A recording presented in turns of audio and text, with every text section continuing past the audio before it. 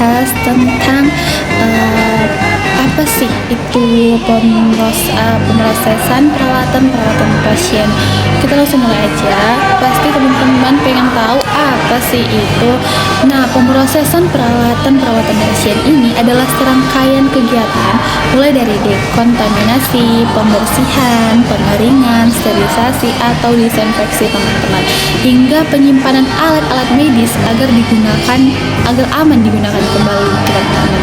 Nah, itu tujuannya untuk mencegah infeksi silang antara pasien, tenaga medis dan lingkungan sekitarnya.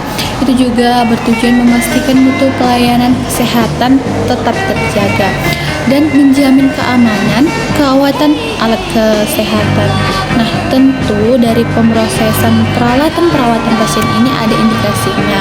Nah, indikasinya yaitu pemrosesan alat dilakukan pada semua alat kesehatan. Jadi bukan cuma satu, dua, tapi pada semua alat kesehatan yang digunakan secara berulang-ulang teman-teman.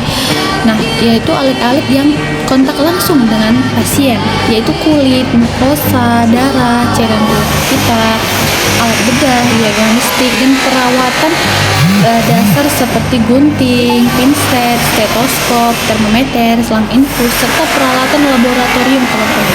Alat yang digunakan di ruangan tindakan seperti rawat inap, UGD maupun kamar operasi begitu. Nah, selanjutnya itu ada tahap pemrosesannya itu. Nah, ada terbagi dalam beberapa tahap prosedur pemrosesannya. Yang pertama ada dekontaminasi. Dekontaminasi ini bertujuan menurunkan jumlah mikroorganisme agar aman ditangani. Caranya itu merendam alat dalam larutan disinfektan, misalnya klorin itu 0,5% sebelum dibersihkan. Nah, yang tahap kedua teman-teman yaitu tahap pembersihan atau cleaning, yaitu menggunakan air mengalir dan sabun atau deterjen atau enzimatik begitu teman-teman.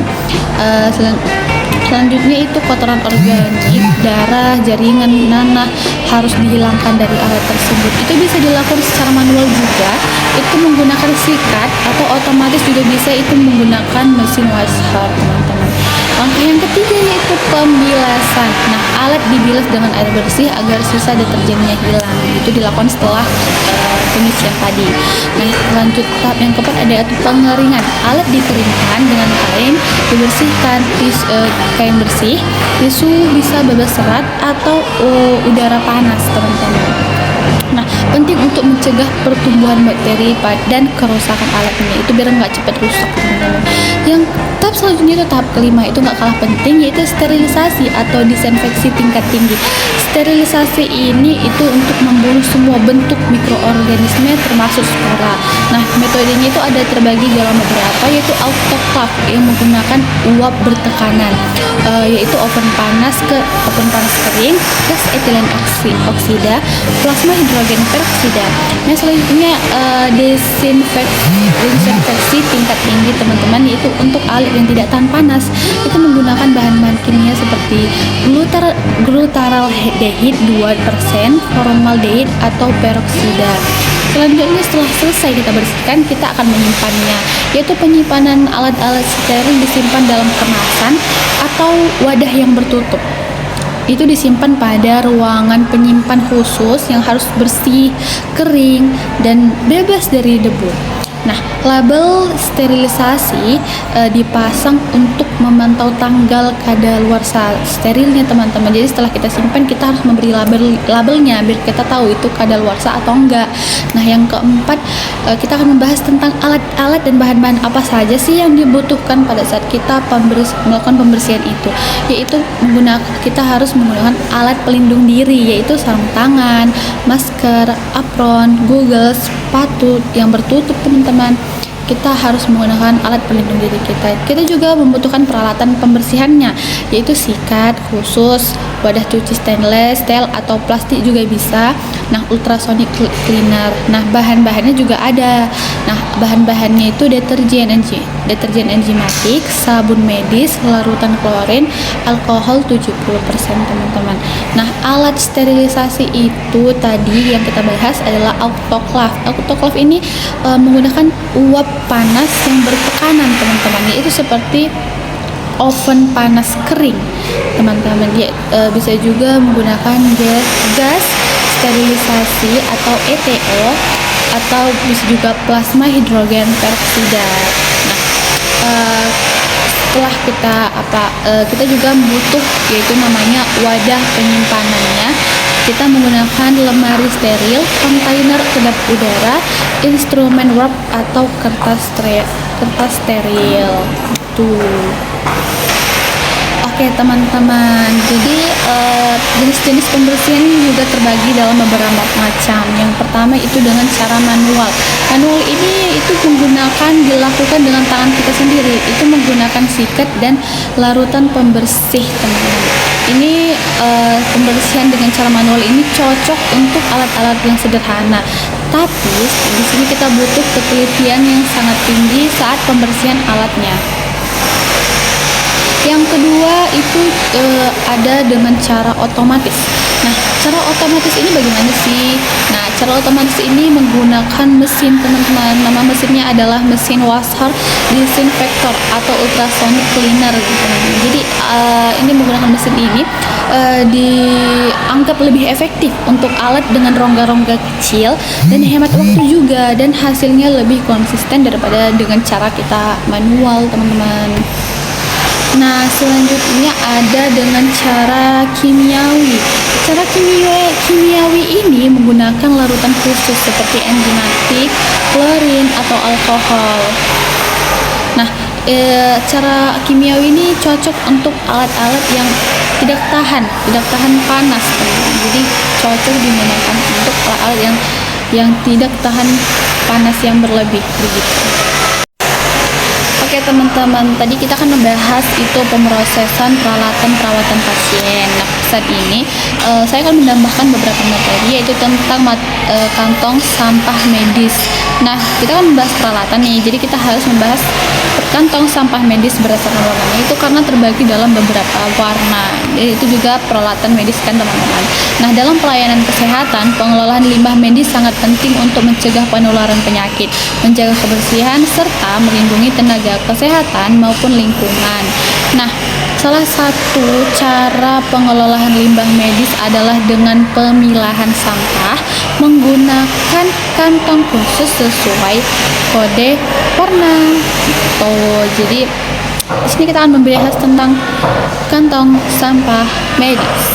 Perhatian ya teman-teman. Jadi yang pertama kita akan membahas tentang kantong sampah yang berwarna kuning. Nah, ini fungsinya untuk limbah medis infeksius atau beresiko penularan penyakit. Contohnya perban bekas luka, kapas darah, sarung tangan, masker bekas pasien, cairan tubuh, begitu. Jadi ini untuk yang dapat menularkan penyakit.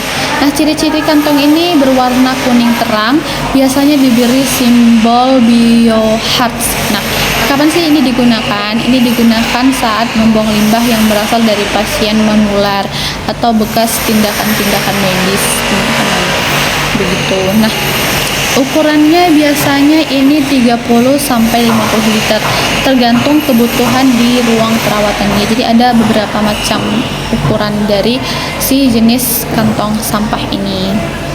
Selanjutnya kita akan membahas jenis plastik yang kedua, kantong sampah yang kedua, yaitu warna hitam. Nah, ini fungsinya untuk limbah-limbah non medis atau sampah-sampah biasa yang tidak berbahaya, seperti sisa makanan, kertas-kertas, plastik, botol minuman bekas, atau apalah yang tidak terlalu berbahaya. Ciri-ciri kantong ini ya kantong hitam polos tanpa simbol apapun, ya begitu polos dia gitu. Ini kapan digunakan? Ini digunakan di semua ruangan untuk sampah umum yang tidak berkaitan dengan prosedur medis. Ini biasanya ditaruh di ruang-ruangan gitu. Untuk sampah-sampah biasa, ukurannya ini biasanya 20 sampai 50 liter juga. Nah, yang selanjutnya kita akan membahas kantong berwarna merah. Ini berfungsi untuk jenis limbah, yaitu limbah-limbah medis yang berbahaya, yang mudah menularkan penyakit tingkat tinggi. Itu juga contohnya darah dalam jumlah yang banyak, jaringan tubuh, itu anatomi, organ bekas operasi, bedah terkontaminasi cairan tubuh. Jadi ini bisa dibilang sangat-sangat perlu perhatikan karena ini sungguh gitu. Nah, ini ciri-ciri kantongnya berwarna merah mencolok dengan simbol biohart juga. Ini digunakan pada saat tindakan operasi atau perawatan yang menghasilkan limbah infeksius tinggi. Itu seperti bagian-bagian tubuh kita yang dibuang saat operasi, penyakit begitu teman-teman. Ukurannya juga sama seperti tadi, ada 30 sampai 50 liter tergantung dari kebutuhan kita, teman-teman. Nah, selanjutnya kita akan membahas kantong sampah yang berwarna hijau.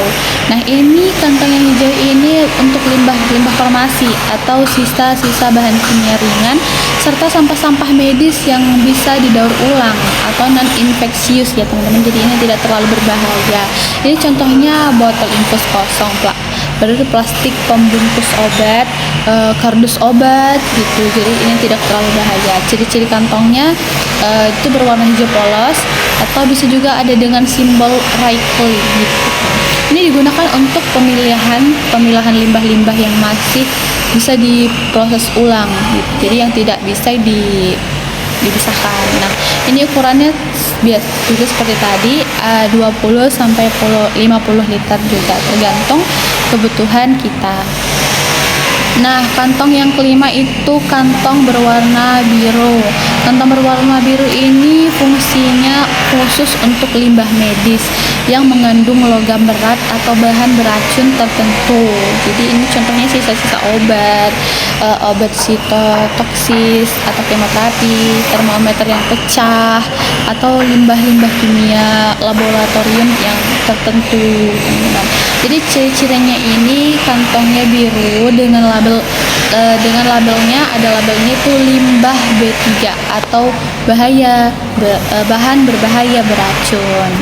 Ini digunakan di ruangan laboratorium, farmasi, dan instalasi onkologi. Ukurannya ini cukup kecil, yaitu 10 sampai 30 liter karena biasanya volumenya itu enggak terlalu banyak gitu. Jadi kantong sampahnya ukurannya lumayan kecil dari kantong sampah yang sebelumnya. Nah, oke teman-teman, itu tadi dia beberapa jenis kantong medis ya. Jadi kesimpulannya kita akan bahas ulang ya. Nah, yang kuning itu untuk limbah medis infeksius, yang hitam itu sampah non medis biasa, itu tidak terlalu berbahaya, dan yang merah ini adalah limbah infeksius berbahaya atau berat. Ini juga perlu diperhatikan. Nah, yang keempat itu ada yang warna hijau, itu untuk limbah daur ulang atau limbah farmasi yang ringan, bisa didaur ulang lagi. Dan yang biru ada limbah kimia atau logam. Nah, ini tadi yang ukurannya lumayan kecil, teman-teman. Jadi itu saja yang bisa saya sampaikan pada video ini. Terima kasih. Kita sudah cukup tahu apa-apa saja kantong sampah medis tadi, teman-teman. Jadi teman-teman, kesimpulannya ya, setelah kita membahas tadi cukup banyak mulai dari indikasi, tujuan, alat-alatnya, kita akan membahas tentang kesimpulannya. Apa sih kesimpulannya? Jadi kesimpulannya adalah pemrosesan peralatan perawatan pasien ini merupakan aspek krusial dalam pelayanan kesehatan. Ini sangat penting, teman-teman. Dengan prosedur yang tepat, mulai dari dekontaminasi, pembersihan, pengeringan, sterilisasi, hingga penyimpanannya pun perlu kita perhatikan. Resiko infeksi dapat ditekan secara maksimal. Proses ini harus dilakukan sesuai standar agar keselamatan pasien dan tenaga kesehatan tetap terjaga, serta mutu pelayanan pun tetap bagus, teman-teman. Jadi ini perlu dan penting kita perhatikan ya. Oke teman-teman, sekian video dari saya. Semoga dapat menambah ilmu dari saya. Terima kasih telah menonton. Bye bye.